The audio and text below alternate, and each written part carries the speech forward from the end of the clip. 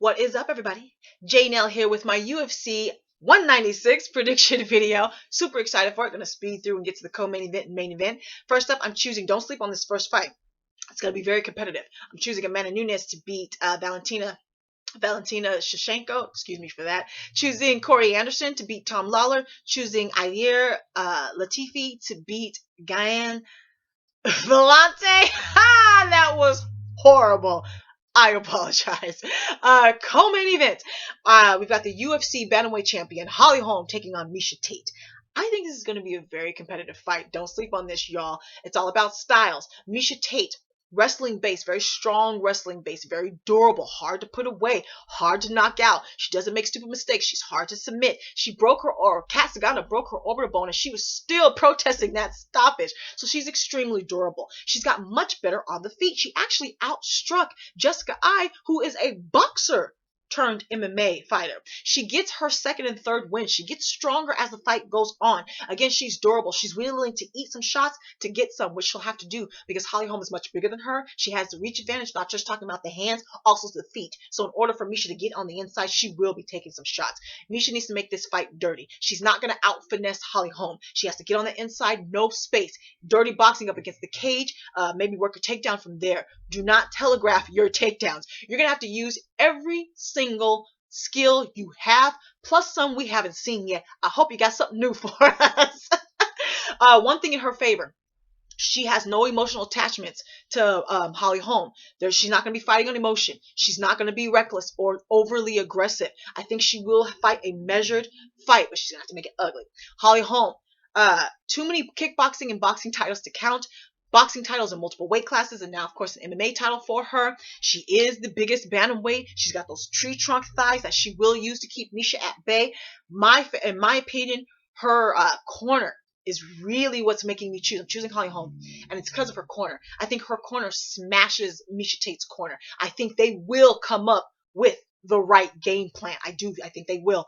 That's not to say that Miesha can't get this, because again, styles make fights, and Miesha has that style to beat Holly Holm. We've never seen her on the feet. We've never seen her in close quarters. Holly Holm is really good at keeping girls at bay, fighting the whole fight at legs length, which could be boring, but she doesn't care about being boring. So it could go either way.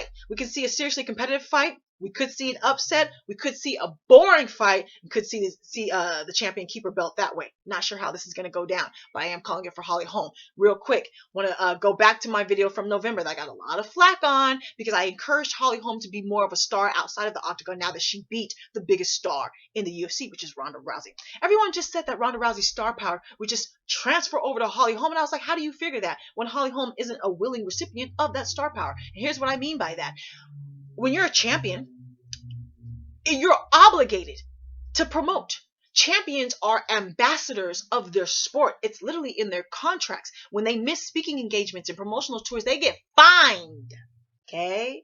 So it's not just me saying, Holly, I wish you could be a bigger star. Holly, please connect to people. It's actually a part of her job. And it would behoove her and everyone if she would just put a little bit of effort into pushing her personality out. I don't care how she does it. I don't care. Negative, positive, funny, I don't care. Weird, like Ben Rothwell, I don't care. Just do something. That's what I said. I said do something. I gave a lot of suggestions. I made a play off of her nickname. Her nickname is the Preacher's Daughter. I said, even your nickname is boring unless you're a freak. Then put out a sex tape. Because preacher's kids, it's a running joke. I'm from Utah. It's a running joke that preacher's kids are wild when you get them away from their sheltered system. They're wild. That was a joke. Everyone pounced on that joke. They're like, how dare you tell another woman to be sexy? How dare you tell another woman to da-da-da-da-da and not just focus on her skill? First off, you guys were the ones making it a female thing. Someone even brought my race into it. As a black woman, how dare you tell her to do anything? Don't compare the journey of a black woman to a white woman. First off, there's nothing that in America, there's nothing Holly Holm could do that could damage the reputation of white women in America. Nothing. So miss me with the race stuff. And as far as the whole female sex stuff, I give the same encouragement to Mighty Mouse. It's not about her being a woman. It's about her being one of the UFC's champions and doing her job to help further promote and grow a sport that's new to mainstream. Took some flack on that. I didn't say that MMA was new. It's one of the oldest art forms in the world. I said it was a new sport to the mainstream, which it is. The WWE, professional wrestling, has a bigger viewership and makes more money than MMA does. It's new to mainstream. Fastest rising sport, but new. And what helps aid new sports in growth is the more stars you have. Okay, so I'm still going to encourage Holly Holm to please do something to push your personality out. You don't have to go negative.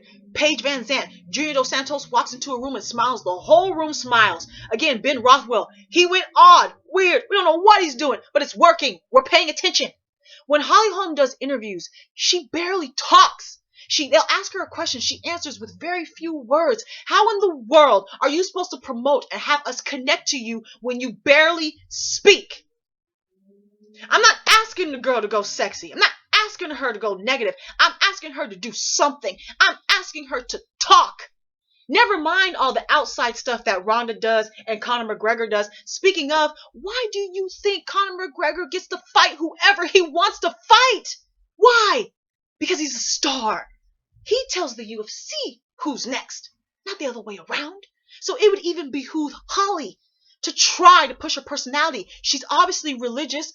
Connect with that. There are plenty of Christians around the world. Let that out. Let something out. Talk. All right. Main event.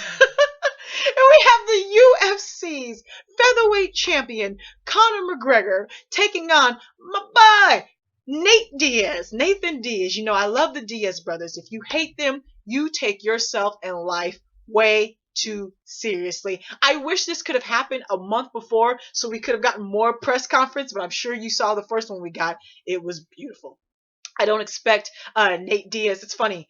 Nate Diaz is a talker, but he's not like Conor McGregor. Conor McGregor is very quick on his feet. He's got the jokes already there. He's very good. He's a showman. Nate Diaz is just himself. It's his personality, and we just love him. He's just so real. He started swearing, then Conor all of a sudden started swearing. He was like, I don't care about your belt. Conor was like, I don't care about the belt either. It was awesome. Let's talk about the fight. It's supposed to be RDA, but we got Nathan Diaz. Of course, he's a black belt in Brazilian Jiu-jitsu. He's got one of the best boxing pedigrees we have in the UFC. This is being fought at 170. Nate will be taller than him, but Conor looked pretty thick when I saw him at press conference. I don't know. Nate's a slender guy, so I can't really say like bulk-wise, but Nate's taller than him. He will have the reach advantage, which he uses expertly. Bad thing, though, he holds a lot of weight on that lead leg. It makes him get off all those strikes, and we know Conor has great kicks. He can attack that lead leg. Conor, I think, will have more powerful punches. We know that Nate is punches and bunches. He will have more offense. I think Nate's gonna outstrike him every minute, basically. I think he will put out more offense. The psychology in this fight, the in-ring shenanigans we're going to see, I can't predict. They said the Stockton slap against the, I don't know what McGregor's is. I'm sorry, McGregor nuts. I'm sorry. I don't know what his is called, but it's a Stockton slap against the McGregor, whatever. And McGregor, I'm just so excited for that. I can't even talk about it, as you can see, because the in-ring shenanigans, I think, is what's going to determine who wins this fight. We've already seen Nate frustrate Conor for the first time ever. If you don't think that's going to happen in the octagon, it will. It's just a matter of, will it be too little too late? Will he make the mistakes of leaning on that lead leg, having bad movement? Conor has great movement. Conor's really good with reading his opponents in fight. And outside the fight, as we saw with Jose Aldo. He's really good at reading his opponents in fight. But when you have someone who talks like Nate, or who's going to be playing that psychological game with you in fight, will it disrupt Conor's ability to read Nate? I think it might. I don't know. I went with the safe bet with Holly Holm. And you guys, you know I love Nate. I'm picking Nate Diaz. I'm picking Nate. I might be wrong, but I have to pick Nate because I love this. I love Nate Diaz, and I love this fight. I love that this happened. I wish it was Nate in the first place. Picking Nate Diaz. I could be wrong. Don't care if I am.